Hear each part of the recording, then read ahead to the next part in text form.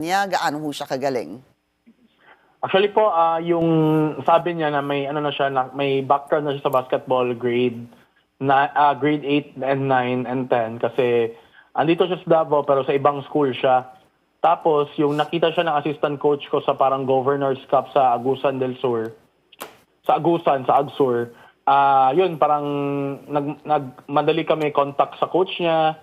So nakita namin yung potential 6'4", mabilis tumakbo, magandang attitude and yun kinontak ko yung coach niya, sabi ng coach niya na kami daw yung ika-30th school na kumontak sa kanya para kunin si Rene sa kanya, parang ganun.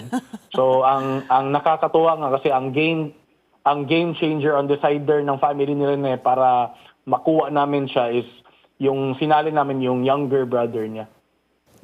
Yung younger brother niya?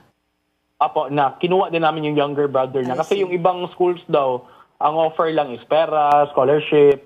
So ang offer kasi namin kasi wala kaming perang mabigay pero ang ginawa namin is kinuha namin kasali yung younger brother niya na mapunta din sa Davao. Yun ang naging yun yung parang game changer, yung parang deciding factor niya na lilipat na sa amin. At yung kapatid niya, ito si kasi 7 silang magkakapatid Apo, number 3 po. So 2 and 3, yung kanyang yung sumunod. Yes po. Okay.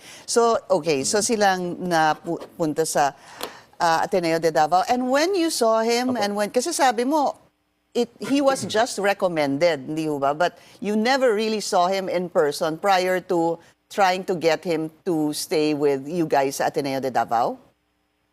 Actually may mga tournaments na parang nakikita ko na siya pero sobrang bata niya pa kasi. So parang nasa junior high pa siya noon na time and I'm coaching the senior high school team sa Ateneo. So pero nakikita ko na siya, potential talaga din yung bata kasi nga aside sa height niya, parang may puso and palaban din talaga. Ano ho bang best trait ni Rene sa court? Siguro for me, ang best trait niya is yung attitude niya. Yun talaga. Yun talagang parang unique sa kanya. Yun yung parang rare sa kanya na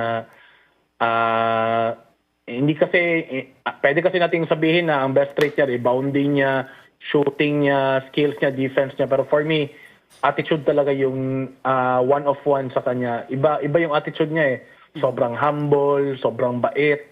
And at the same time, pagdating sa basketball, sobrang competitive. As in, sobrang hard worker, ganyan. So, attitude niya yung parang unique sa kanya. Hindi ho marunong mag-complain?